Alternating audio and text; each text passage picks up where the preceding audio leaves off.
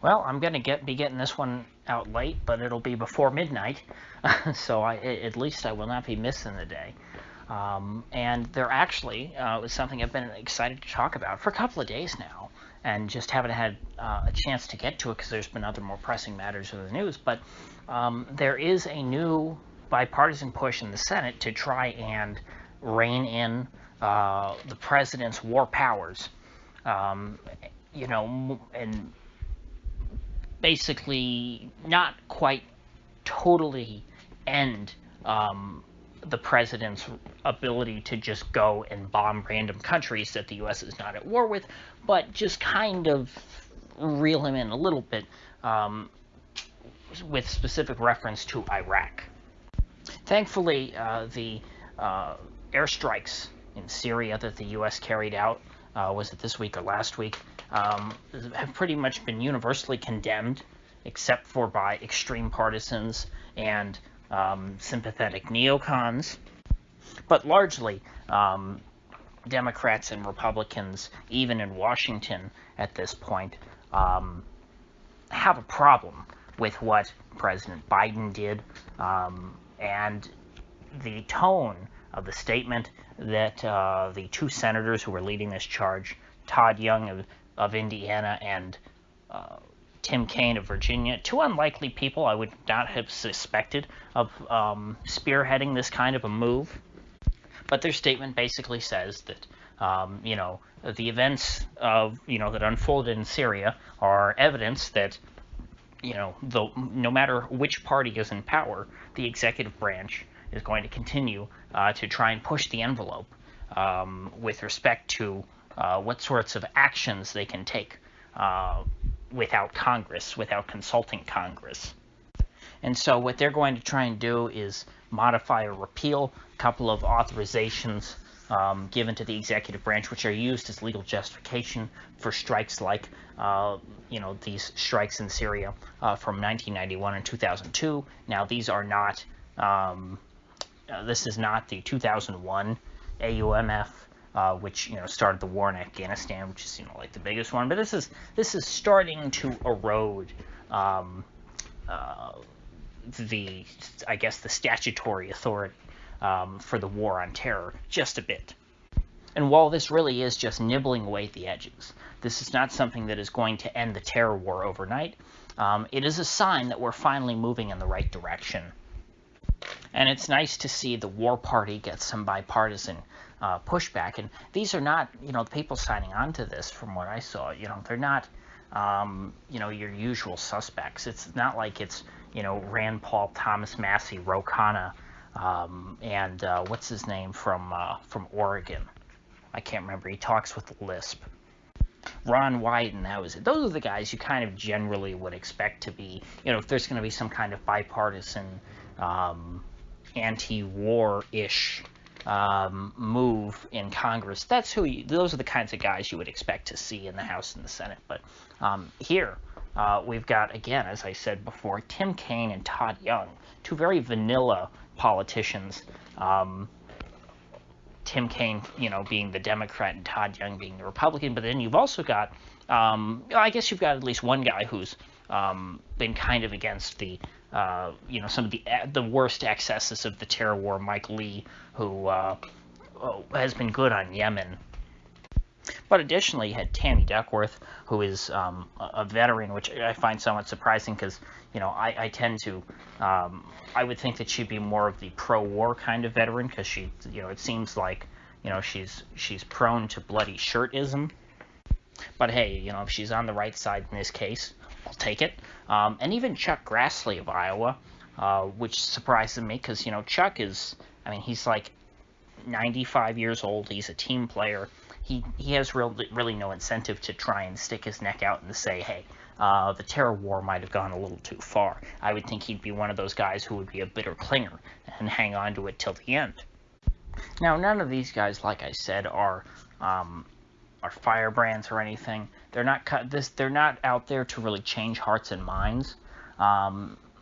They are, they're not. I wouldn't say that they're leading the way as far as this is concerned. What they're doing here is not going to inspire, more Americans to oppose these sorts of things. What I think this is with these senators is more a reaction to the sentiment that is growing amongst Americans, the growing anti-war sentiment. Because these guys are not coming in here and saying, hey, let's burn it all down, let's bring all the troops home. They're not going full Ron Paul and really making a compelling case to get rid of this stuff. They're recognizing that, hey, this is not popular, this is not what our voters want, and we need to show that we're doing something to try and rein it in. But, if anything, the fact that you have vanilla people like this signing on to anything that is remotely anti-war, it might open some more doors for people, or let some oxygen in for the anti-war crowd to breathe. It's giving space to other more principled anti-war folks who may currently be or will in the future make their way to Washington. I would say that this action by Kane and Young and these other senators who are supporting them is creating a space for people to question the war, and that in and of itself is a positive thing, even if whatever this very minute measure that they're trying to do here, where they're slightly trying to reel back in federal authority when it comes to just bombing Syria, because Biden hadn't had his Metamucil yet, and so he said, damn that Assad, and hit the big red button that made things go boom. Even if they fail to do that, and Biden continues to bomb Syria with impunity, this might lead to more positive developments in the future. So I'm not going to sit here and attack these guys for nibbling around the edges. I'm not going to attack them for being, soft, for not going far enough, which, even though they clearly do it in my view. I mean, to me, if I were in Congress and I was proposing something, it would be, hey, let's bring all the troops home. Make it the let's end all the stupid wars act and just end all the wars at once. That would be, my position. But considering that the standard position in Washington has been for decades that we need more and more wars, you don't just shift that momentum. You don't just shift the way of thinking in Congress overnight. You don't just wake up one day and everybody's Ron Paul, or everybody's Dennis Kucinich, or everybody's Tulsi Gabbard. Well, actually, even Tulsi was not as great, was not perfect, put it that way.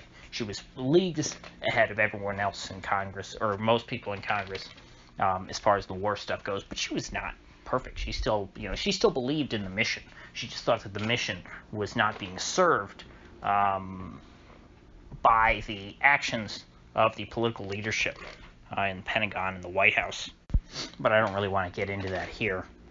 And so that really is, the utility of this whole operation that they're trying to carry out here. It's starting to expose the war party, the Pentagon, the executive branch, the White House, to some honest scrutiny. And if that happens, if people really start to seriously look at the kinds of things that the Pentagon does around the world, the kinds of things that the CIA does around the world, covertly and overtly, they will not be able to, withstand people's opinions of the job that the Pentagon is doing, that the White House is doing in conjunction with the Pentagon. Their opinion will people's opinions will overwhelmingly change for the negative the more that they look into these issues. And so if you have some senators saying, hey, we want to exercise some oversight over the executive branch in matters of war and peace, you're going to end up inevitably having these senators, I think, move in a more anti-war direction. So that about sums up my thoughts on the matter. I'm going to try and be optimistic, and I'll see you folks back here tomorrow.